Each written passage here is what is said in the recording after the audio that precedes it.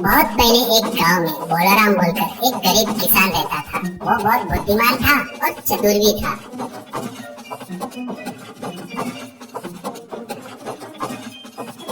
इसलिए जमींदारों के बाजू में ताकतवर बनकर और गरीब किसानों के लिए भगवान बनकर रहता था।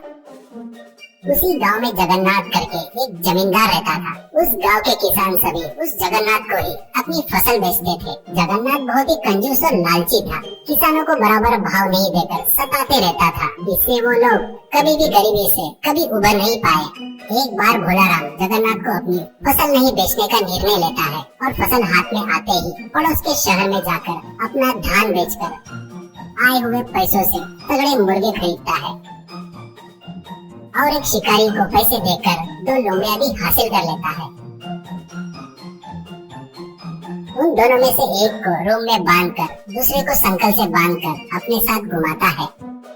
जगन्नाथ एक दिन अपने एरिया से जाते रहता है तो भोलाराम मिलता है। तब भोलाराम, बाबूजी आपकी फसल तैयार है, आप जब बोलोगे तब आप ले जा सकते हो, ऐसे कहता है। तो जगन्नाथ, वो तो ठीक कह रहे, पर ऐसे लोमड़ी को पकड़कर क्यों घूम रहा है, वो भाग नहीं जाएगा क्या? भोलाराम, गया तो भी तुरंत वापिस घूमकर आएगा, ये मायावी लोमड़ी है करके बताता है। और देखते क्या इसका जादू। कहते हुए भोलाराम उस लोमड़ी से कहता है, तू जाकर अच्छी मुर्गी लेकर आ, कहकर उसके गले की संकल खोलता है। संकल के खुलते ही वो बहुत तेजी से भागती है।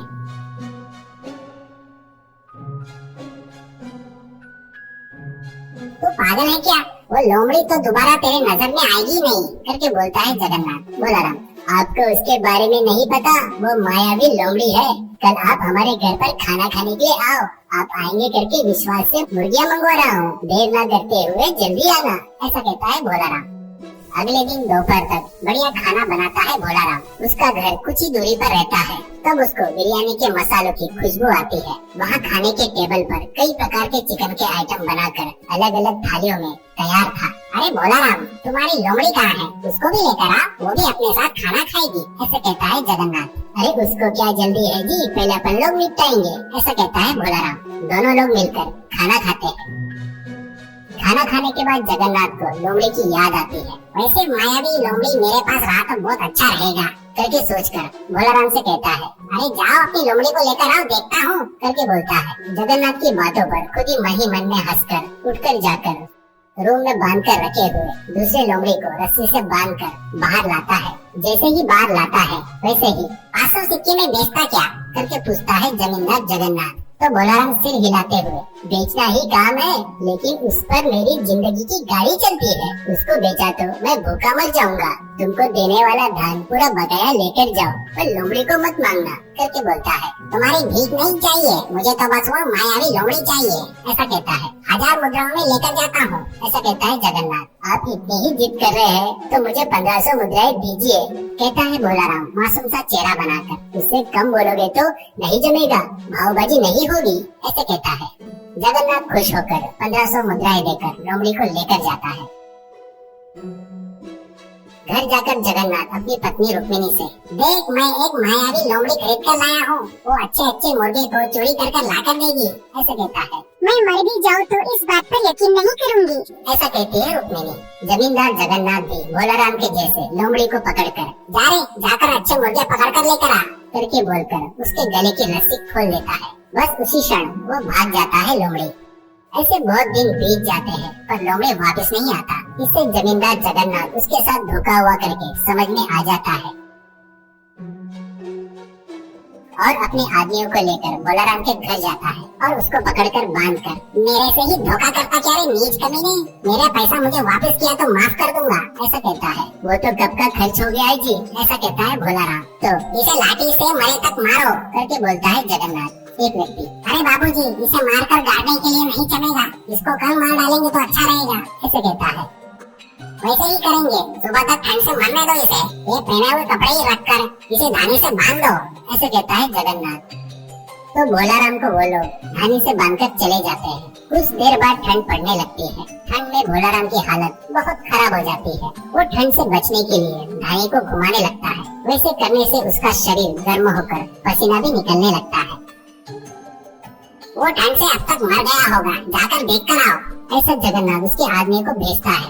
वो जाकर देख कर आकर मालिक वो ठंड से मरा नहीं और पूरा शरीर पसीने से भरा है और वो शरीर पर फूंक रहा है करके कहता है। इसमें कोई राज है सोचकर जमींदार उसके पास आकर, अरे बोलाराम, इतने ठंड में तुझे इतना पसीना कैसे निकल रहा है? कहता है तो हंसते हुए, बगैर किसी कारण से किसी निरपराधी को सजा दिए तो क्या होगा बाबूजी? मैंने तुमको जो लोमड़ी दिया था ना, वो सचमुच मायावी थी। तुम उसको किसी कारण से गुस्सा दिलाए होंगे, कहीं उसकी महिमा पर तुम्हारे घर वालों ने विश्वास नहीं किए होंगे। वो बात पता चलने पर वो फिर से नहीं आएगी, वैसा ही कुछ हुआ होगा, ऐसा बोलता है जगन्नाथ। तो फिर इतनी ठंडी में तुझे पसीना कैसे निकल रहा है? इसका राज क्या है? मुझे पूछता है। नजर के सामने दिख रहा था तो उसे आप नहीं माने। मैंने जो कपड़े पहने हैं ना, इसे आप क्या समझ रहे हो? ये भी बहुत चमत्कारी है। ये पहने तो ठंड में गर्मी लगती है और गर्मियों में पहनने से ठंड रहता है करके बताता है भोलाराम। तो वो कपड़े को 500 मुद्रा में बेचता क्या करके कहता है जमींदार। कृपया करके भावबाजी मत करो, ये हमारे दादाओं के जमाने से आ रहा है। मैं इसे किसी भी कीमत में नहीं बेचूंगा, ऐसा कहता है भोलाराम। वो मुझे चाहिए, बदले में 1000 मुद्रा ले ले, ऐसा कहता है जगन्नाथ। तुमको ये उतना पसंद आया तो इसके 2000 मुद्राएं दे दो। ये तुमको दे दिया तो मैं ठंड से मर जाऊंगा, ऐसा कहता है भोलाराम। जगन्नाथ उसको मांगे उतने पैसे देकर उससे वो शर्ट लेकर घर में जाकर धोकर सुखाता है। बाद में ठंडी में सिर्फ शर्ट पहनकर अपने ससुराल जाता है। वहाँ बहुत ठंड बढ़ती है। वैसे उसको देखकर सभी हंसते हैं। भोलाराम ने उसको फिर से धोखा दिया करके उसको समझ में आ जाता है। इस बार भोलाराम के झांसे में नहीं आऊंगा करके और उसको मरवाऊंगा करके निर्णय लेता है। उसके आदमी फिर से भोलाराम को पकड़कर लाते हैं। इस बार जगन्नाथ उसको एक बोरे में बांधकर समुद्र के किनारे एक पहाड़ी पर ले जाता है। वहाँ पर एक पेड़ की डाल समुद्र के ऊपर थी। बोरे पे उस डाल से बांध देते हैं। फिर जगन्नाथ चिल्लाकर, अरे उस डाल को काट दो, इससे छुटकारा मिल जाएगा, ऐसे कहता है। तो उसका नौकर कुछ देर तक उस डाल को काट कर, मालिक ये डाल बहुत मजबूत है, इसे काटने के लिए बहुत समय लगेगा, मुझे बहुत भूख लगी है, खाना खाकर आता हूँ फटाक से, ऐसा कहता है जगन्नाथ। मुझे भी भूख लगी है रे, ये कहा जाएगा, ले चल खाकर आएंगे करके वहाँ से निकलते हैं। वो जाने के बाद भोलाराम, मुझे नीचे उतारो करके चिल्लाता है। इतने में जगन्नाथ के ससुर जी लाल किशन अपनी लड़की को देखने के लिए उधर से आ रहा था। वो आवाज सुनकर कौन है करके चिल्लाता है। भोलाराम उसकी आवाज पहचान लेता है। उसको कुबड़ है करके भोलाराम को पता भी था और कोई भगवान जैसा आया है सोचकर, नीचे उतारो बाबूजी, मेरा कुबड़ गया है करके बोलता है। लाल किशन, कुबड़ गया क्या करके बोलता है। तो आपको पता नहीं होगा, इस बोरे में बैठे तो कुबड़ ठीक हो जाता है। मुझे उतारो, आपको ही पता चल जाएगा। हमारे लोग अब तक आ जाने को होना था, पता नहीं क्यों नहीं आए। फिर से ये बोरा ले जाकर जिनका है उनको दिए तो वो लोग 1 घंटे के 100 मुद्राएं नाक पकड़कर वसूल करेंगे, ऐसा कहता है भोलाराम। वो बात है क्या? मुझे भी कुबड़ है, मुझे भी थोड़ी देर बैठने देता क्या? तेरे को 100 मुद्राएं देता हूँ, ऐसा कहता है लाल किशन। तो भोलाराम कैसे तो भी करके बोरे से बाहर आकर लाल किशन को उस बोरे में फिर से पेड़ के डाल को बांधकर अपने रास्ते से निकल जाता है। बाद में जगन्नाथ अपने आदमी के साथ आकर पेड़ के डाल को काटकर समुद्र में गिरा देता है।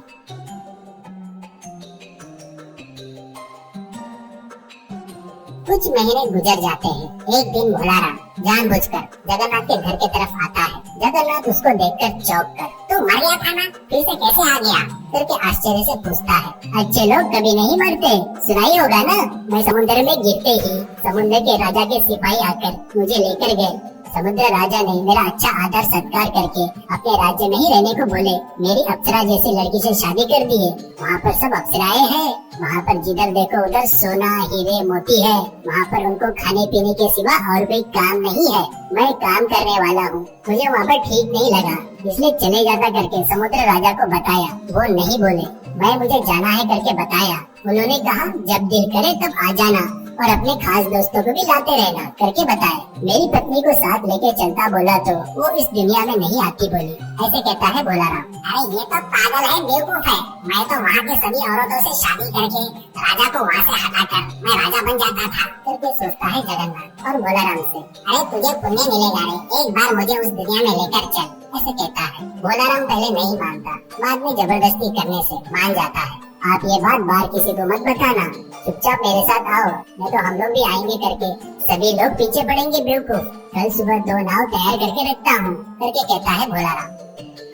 अगले दिन समुद्र के किनारे में 2 नाव तैयार रहते हैं। एक लकड़ी का था और दूसरा मिट्टी का था। जगन्नाथ के आते ही उसको मिट्टी के नाव में चढ़ाकर वो लकड़ी के नाव में चढ़ता है। दोनों नाव समुद्र में बहुत दूर जाने के बाद भोलाराम अपने चप्पू से जोर जोर से अपने नाव पर मारते हुए, इसकी आवाज से समुद्र के दूत आएंगे ऐसे कहता है। जमींदार जगन्नाथ इधर उधर देखकर ज्यादा देर बर्दाश्त नहीं कर पाता। मेरे नाव पर मारे तो आवाज ज्यादा आएगा करके खुद के नाव पर चप्पू से जोर जोर से मारते ही वो मिट्टी का नाव टूटकर जमींदार जगन्नाथ समुद्र में डूब जाता है। भोलाराम हंसकर अपने नाव से वापस आ जाता है।